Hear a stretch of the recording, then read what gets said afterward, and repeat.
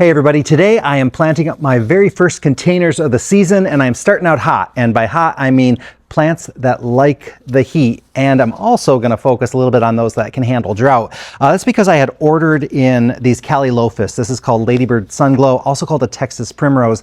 And this is a plant my sister had grown before. We've had it before as well. And it loves hot weather. It can handle extreme drought. It's really reliable that way. And it's really quite nice. It's got these beautiful bright yellow flowers. It's not going to have that flower coverage that you see like on a petunia or like when your impatiens become that big blanket, but it is a consistent bloomer and tends to do better with less water. So that's really good.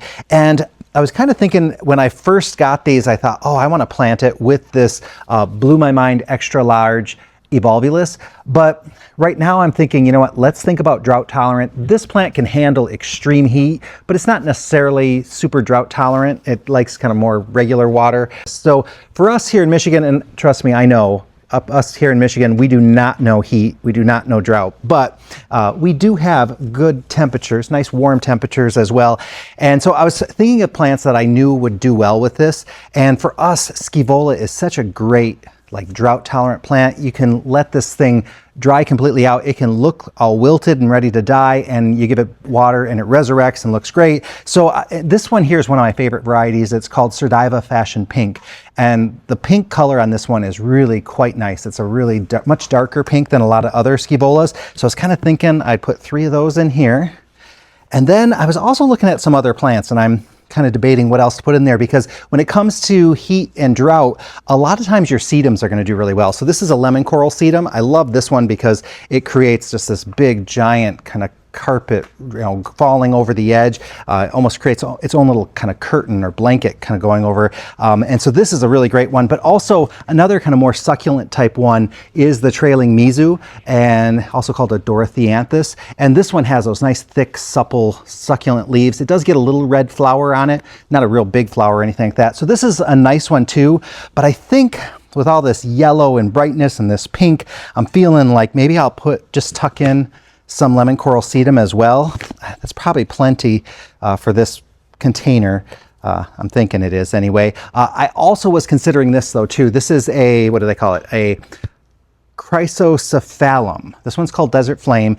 So this one gets little yellow flowers. This is another really good drought tolerant, heat tolerant plant as well. But I think I'm going to save that one, although I was so tempted to put that instead of this.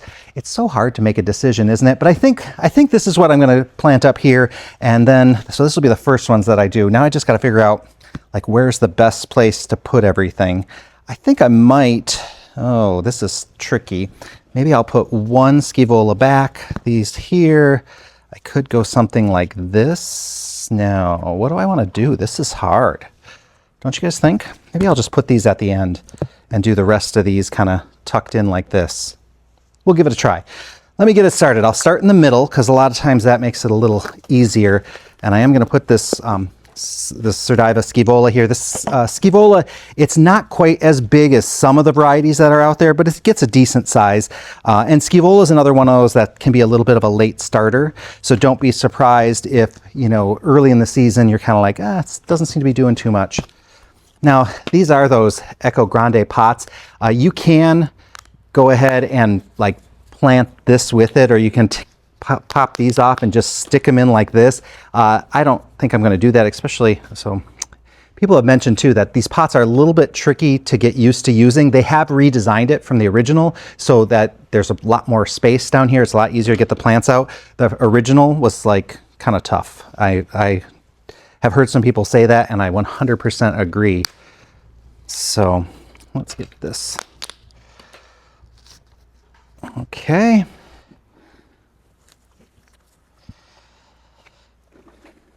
Okay, so this is coming together. I wonder if I could get away without putting this sedum in there. Like, am I worried it's going to be too sparse? It's so hard this time of year because, you know, it's really hard to picture how big these plants are going to get. And we always, early in the season, I think everybody does this, you tend to overplant. And then later on in the season, you kind of regret it because you're watering too often or whatever. With these plants, because they're drought tolerant, I'm not as worried about not being able to keep up with watering. But maybe I'll just stick with this. You know, it's nice and symmetrical. I don't have to think about it anymore. So I think that's what I'm going to do, is just go with these 2 varieties, 5 plants in total in this window box. I know some people like to pack things a little more full than I do, but for me it tends to be a case of if I give the plants a little extra room. This is really dry soil, so I'm going to have to make sure and give these some water. I mean, they are not intended for, it's dusty, so I probably should have added water too. I think this pot's been kind of sitting out for quite a while, and it's really dry, so we got to get some water on these. I don't think I can even get it where I want it exactly because I can't tell if it's going to stay. So I'm going to get a little wetter soil, going to wet that up, and then get this done. So, but I do want to make sure that the soil settles a little bit. So it does help. Sometimes if you give it a tap like that, it'll let that soil kind of settle. You don't want those air pockets around the roots at all. So I'll add some more soil to that a little bit later. I think you guys probably know the drill on that. So we're going to put this one to the side. And now I'm going to fill this container. And so for this one, I'm not going to go full drought tolerant, just because there's some plants I want to use that aren't necessarily drought tolerant. So first one I want to plant is this Intensia. And Intensia, it's a type of phlox. And we've grown a couple of them before. I had the red, I had the blueberry, both from Proven Winners. This is Intensia Red Hot. Oh my goodness. This plant, it's so nice and full. It was covered with blooms all the time. So we really loved it. And so it was a nice plant to have out in the yard, in containers. Okay. And again, this is another one that you might have to wait a while though before it puts on any kind of show, because until it gets warm, it might be a little sluggish. So just remember that, be patient with this one. So I'm going to plant that one I'm going to put this Unplugged white Salvia. This is a new type of Salvia from Proven Winners. So I want to put that in there. And I'm also going to plant another Salvia in there. It's the Sallyfun Pure White. And I'm going to put them next to each other and see how they compare. At this point, it looks, this one I had gotten from Set Apart Farms, and it was grown in South Carolina. And this one we grew. So the leaves look a little bigger on this, but the conditions can be so different between those 2 places that I can't be for sure. And then I also wanted to, this is where I want to put this Evolvulus. So I wanted to put 2 Evolvulus in there. That's the Blew My Mind Extra Large. Yeah, this is what I want to do. So I'm going to give this a go and see how it turns out. This one's a bit experimental for me. These are plants that I haven't put together. I think I want to start with that one, and then I want to do these Blew My Minds too. So yeah, these Blew My Minds are nicely rooted.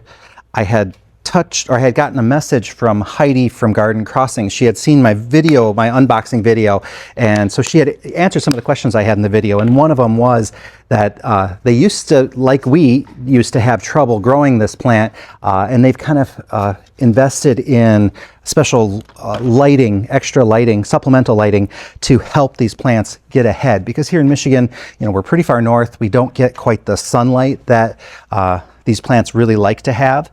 And then, where's my Salvia here? So I appreciate her taking the time to write me and just to answer some of the questions that I had, because it's nice to know, to hear from a grower and find out how things work for them and what they do. Now I'm going to have to make sure that I tag these properly so I know which one is the Unplugged white and which one is the Sallyfun. So I'm going to kind of push these. I'm just going to push them close together. I think it's going to be fine. Let me go get that soil and we'll kind of go from there. So I'll be honest, there is a risk that maybe I'm putting too many plants in here. I think these will be okay. Having those 2 salvias in there, if they end up getting pretty big, I might be overstuffing it, but hey, that's the risk I'm going to take. I could always put it into a bigger pot later. I hate doing that because it's a pretty big chore, but you'll notice I can be a little sloppy with the soil when I'm planting. So please forgive me if you're one of those people that's very anal retentive about where the soil goes and where it doesn't. In the end, I do get it all off the plants. So and they always tend to do pretty well for me. So even with my abuse and my lack of detail with these things, it all ends up working out in the end. Okay, so I want to shake all that extra soil that I dumped on here loose. I want to make sure that there's not really soil on those leaves, because that can really hold the moisture up against the leaves themselves, and that can cause them to either get moldy, or it just can cause some problems for them. They need that air circulation around them, so we're going to pull that out. So I know this one here is the Unplugged white, so I'm putting my tag right there next to that one. Usually I keep all my tags together in one spot in the pot. I don't circle them around. But because I have those two different, what do you call them? The salvias, I want to make sure that the other one is marked appropriately. So I'm going to make sure that I put this one on this side so that as the season progresses, I can hunt for these tags and I'll know which is which. So my 3 proven winter plants, I put those tags together, and then this other one is over here. Okay, we're going to do that tap action, get that soil to settle a little bit. And now I've got a pretty big container here. And again, it's so hard for me to gauge at this time of year how big things are going to get, but I'm going to trust myself here. So I think what I want to plant up, I'd like to put this Guardian Angel Berry Sparkler Angelonia in here. This is a plant that absolutely loves the heat, does really great, and it's pretty drought tolerant as well. So it handles that pretty well. And I have 2 of them, and I think I'm going to put them both in here just because I feel like this container is big enough. These get quite tall and nice and full. Now there is the Guardian Angel Blue. That Guardian Angel Blue actually does get even bigger than this Berry Sparkler one. And I wanted to include this Campfire Marshmallow Bidens. So this one can take the heat. This is not necessarily a drought tolerant plant though. So it tends to like water, and sometimes Bidens can be a little aggressive in containers and take over. I grown this one last year in one of my containers, and I didn't have a problem with it getting too much of a bully or being too much of a bully, so that's good. And then I'm going to also use this Plum Dandy Alternanthera, and I don't even know if this one's, I know it's heat tolerant, I know that for sure. Is it drought tolerant? I don't think so. Nope, just heat tolerant. So this container is going to be a nice one for a good full sun hot area. I do have to make sure that it doesn't completely dry out, especially because I think these 2 plants could suffer in that kind of situation. So we're going to put that there. I'll do this other side as well. This one's really well rooted. I mean, but that's, you know what, that's Bidens for you. Bidens knows how to put on the roots, that's for sure. I think I'm going to push the Angelonia just a little bit farther in than maybe I did with the other plants, just because I do want them to be kind of a central piece of this. And I could have also put them towards the back and put the Alternanthera kind of in the middle, or I have 2 of these. I could have put 2 possibly, but I have a feeling that these 4 plants are going to fill out really nicely. This Plum Dandy gets quite large. It really will kind of, you know, pull over, creates this like pillow carpet type of thing. This one here tends to stay in kind of a tighter mound. It's not like some of the Bidens I notice are a little bit more, have little arms that go out. I didn't notice that as much as with this one, but mine last year was a little bit sluggish. So maybe I just had one that was misbehaving or it wasn't happy for some reason. The Angelonia, on the other hand, is a nice upright. This one's a really consistent grower. So my pot does need more soil in here, but rather than showing you me shoveling soil, I'm going to just set it to the side for right now because, well, actually, I think that's all I'm going to plant right now. Another plant that you could put in for heat and drought is this Craspedia. This is the Gulf Beauty, so it gets these beautiful little yellow balls. It's just a really good one for that kind of situation. I have a list of some other drought tolerant and heat tolerant plants. For heat, I also like using the Kufia, like the Vermillionaire is really good, but so is like the Sweet Talk series and the Totally Tempted series. Those can handle a lot of heat. They are not necessarily drought tolerant. They can survive drought, I've noticed that, but they get a little spindly. They will bounce back though, but they look a little, you can just kind of tell, like they don't lose their leaves or anything like that, but everything kind of gets thinner. They don't look as lush. So keep that in mind. Helianthus, which is a branching sunflower, those do great with both drought and hot conditions. In fact, they love the heat. I've got Lantana in there as well. Lantana and Verbena both can handle the heat, and both of them are considered somewhat drought tolerant, but I did notice that both of those, if it's really dry, sometimes I don't get as many flowers off them, especially the Verbena, a little bit less so with the Lantana. What else do I have on here? Truffula Pink Gomphrena and Truffula Gomphrena in general. That one's another one that tends to do okay in heat and dry conditions, does okay in. Zinnias would be another one. A lot of people start those from seed.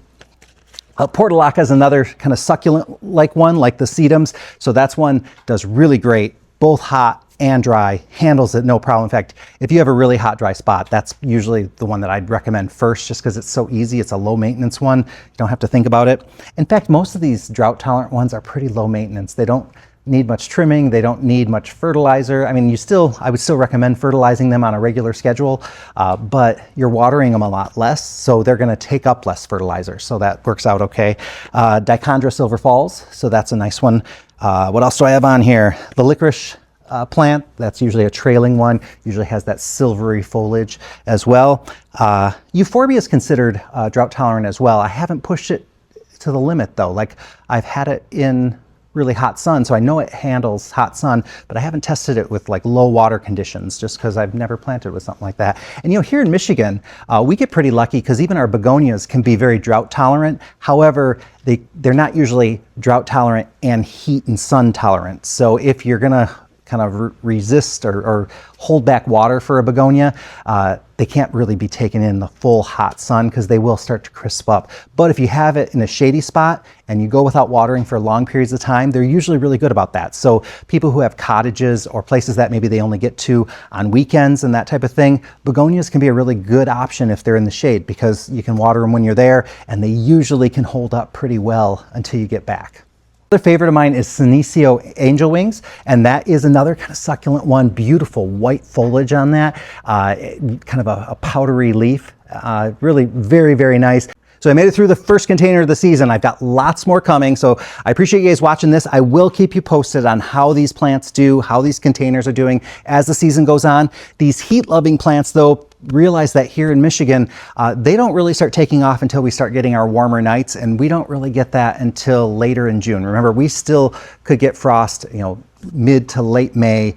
We still often have a threat of frost. So our nights do still get cold, and these tend to kind of just stay just kind of at ease for a while. I will have them in the greenhouse, so they'll be a little more protected, so they'll be ahead of all the plants that we would be putting outside. So I have an advantage there, but understand that's the case.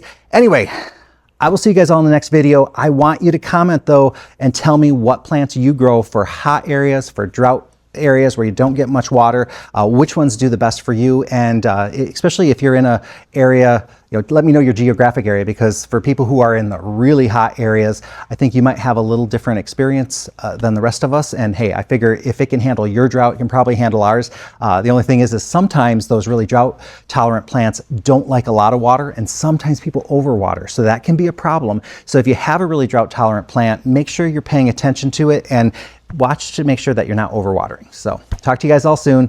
Thanks for watching.